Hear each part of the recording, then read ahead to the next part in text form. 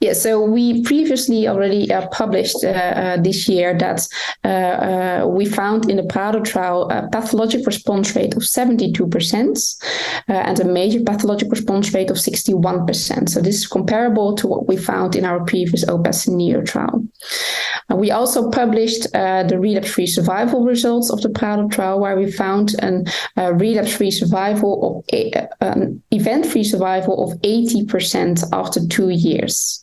When we then look into, that's for the total cohort, but when we then look into the specific pathologic response subgroups, we saw that patients with a major pathologic response had a relapse-free survival rate of 93% after 2 years. So 4 patients got a relapse, and a dismetastasis-free survival of 98%.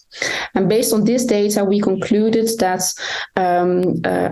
the omission of a total lymph node dissection could be safe, because we did see a few more relapses than we saw in OpACIN-neo, but all these relapses were local and only one relapse was distant.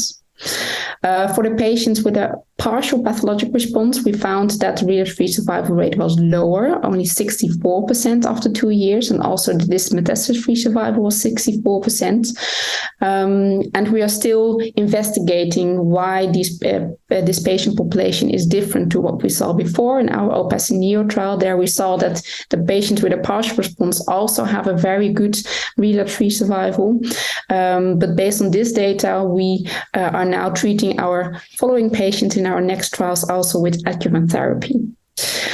Because for the patients without a pathologic response who we treated with adjuvant therapy, we found that the relapse-free survival and dismetastasis-free survival were actually higher compared to the partial responders. Only 1/3 of patients relapsed after 2 years, compared to 2/3 of patients who still relapse in OpACIN-neo.